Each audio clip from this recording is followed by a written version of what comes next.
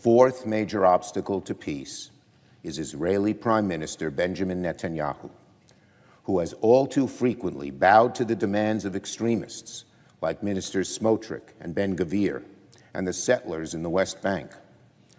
I have known Prime Minister Netanyahu for a very long time.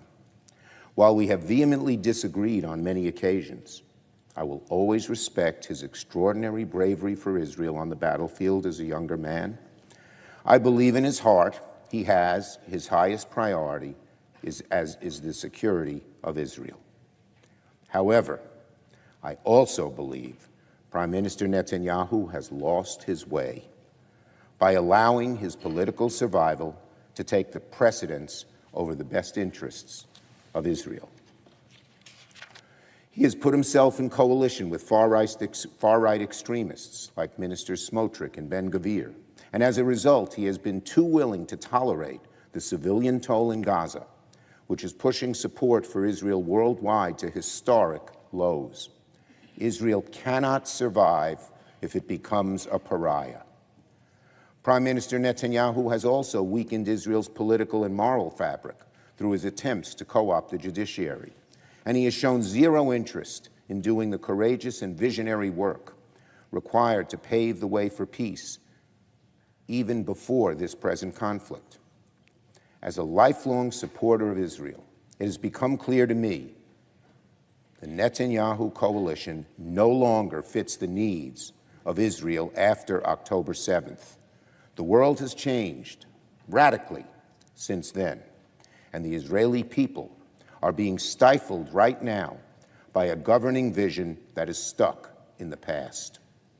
Nobody expects Prime Minister Netanyahu to do the things that must be done to break the cycle of violence, to preserve Israel's credibility on the world stage, and to work towards a two-state solution.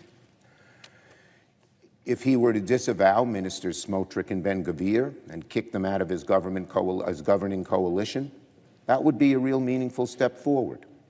But regrettably, there's no reason to believe Prime Minister Netanyahu would do that. He won't disavow Ministers Smotrich and Ben-Gvir in their calls for Israelis to drive Palestinians out of Gaza and the West Bank. He won't commit to a military operation in Rafah that prioritizes protecting civilian life. He won't engage responsibly in discussions about a day-after plan for Gaza and a longer-term pathway to peace. Hamas and the Palestinians who support and tolerate their evil ways, radical right-wing Israelis in government and society, President Abbas, Prime Minister Netanyahu. These are the four obstacles to peace, and if we fail to overcome them, then Israel and the West Bank and Gaza will be trapped in the same violent state of affairs they've experienced for the last 75 years. These obstacles are not the same in their culpability for the present state of affairs, but arguing over which is the worst stymies our ability to achieve peace.